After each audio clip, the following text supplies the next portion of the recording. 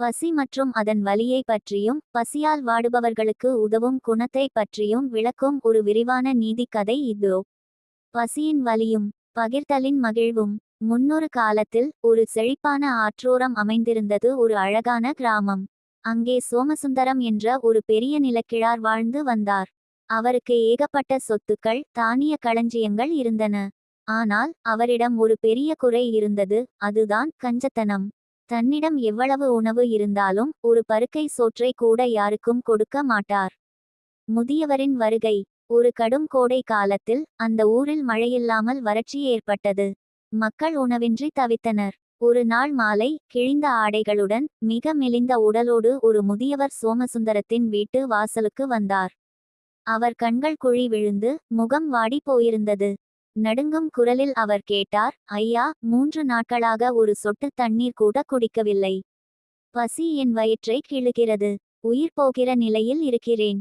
ஒரு கைப்பிடி சோறு போடுங்கள் ஐயா. ஆனால் சோமசுந்தரமோ, இங்கே யாருக்கும் இலவசமாக சோறு கிடையாது. உழைக்க தெம்பில்லாதவர்களுக்கு இங்கே இடமில்லை, போ என்று அவரை விரட்டி அடித்தார். அந்த முதியவர் கண்களில் கண்ணீருடன் பசியை தாங்கிக் கொண்டு மெதுவாக அங்கிருந்து நகர்ந்தார். காலச்சக்கரம் சுழன்றது. காலம் மாறியது. ஒரு பெரிய வெள்ளப்பெருக்கு ஏற்பட்டு சோமசுந்தரத்தின் வீடும் விளைநிலங்களும் தானிய களஞ்சியங்களும் மொத்தமாக அழிந்து போயின. தன்னிடம் இருந்த செல்வம் அனைத்தையும் இழந்த அவர் உயிர் பிழைத்தால் போதும் என்று பக்கத்து ஊருக்கு ஓட்டினார். அங்கு அவருக்கு யாரும் அறிமுகம் இல்லை. கையில் ஒரு காசு கூட இல்லை. ஒரு நாள் முழுவதும் நடந்த அவருக்கு பசி என்றால் என்ன என்பது அப்போதுதான் புரிந்தது. வயிறு சுருங்கி உடல் சோர்ந்து பார்வை மங்கத் தொடங்கியது. பசி ஒரு மனிதனை எவ்வளவு பலவீனமாக்கும் என்பதை அவர் முதல் முறையாக உணர்ந்தார். திடீர் மாற்றம். மயக்க நிலையில் ஒரு வீட்டின் திண்ணையில் அமர்ந்தார். அந்த வீட்டின் உள்ளே இருந்து ஒரு அற்புதமான உணவின் மனம் வந்தது. பசியால் கண்கள் இருட்ட, யாராவது பசிக்கு ஒரு கவளம் சோறு கொடுங்கள் என்று கத்த நினைத்தார். ஆனால் குரல் வரவில்லை. அப்போது அந்த வீட்டின் கதவு திறந்தது.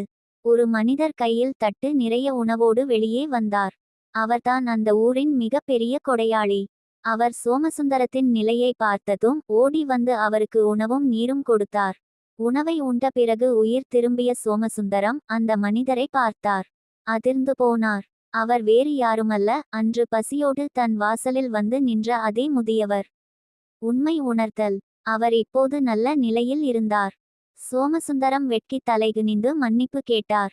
அதற்கு அந்த முதியவர் சிரித்து கொண்டே சொன்னார், விடப்பெரிது ஐயா. பசி என்பது ஏழை பணக்காரன் என்று பார்ப்பதில்லை. அது எல்லோருக்கும் பொதுவான வலி. அன்று நான்